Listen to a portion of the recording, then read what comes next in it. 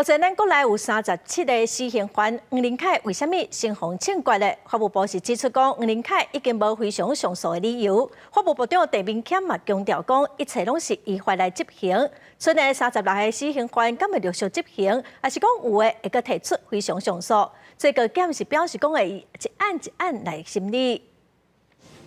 陈明谦接任法务部长了后，第一摆签准死刑执行令，相关犯下情杀案的黄林凯引起外界关心。关于检所内底30多个死刑犯，为什么已成被执行？尊重最高检个案的一个非常上诉的一个审核的一个结果来执行的，没有其他的一个任何的特殊的考量，合乎宪法法庭所指示的最严密的一个审判的一个程序。干那黄林凯和最高检审查员认定符合宪法8二字，犯罪情节上严重，有辩护人到庭辩护，甲法官一致决，也尽所有救济定数已经无非常上诉理由。不过，伊的辩护律师捌伫16暗时赶伫执行进程底中，和最高检驳回。其他的36名死刑犯必须要等到最高检这个总长审核完毕之后，如果有不符合非常上述事由报警本部之后，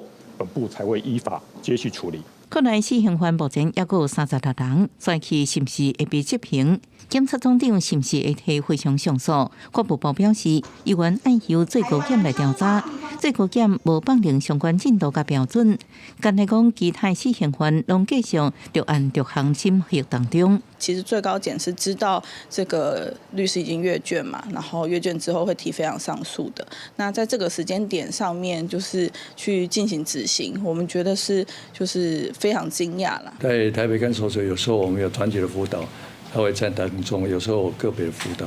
可是我看起来他没有太多的心意想要接受，是挺是很冷血的。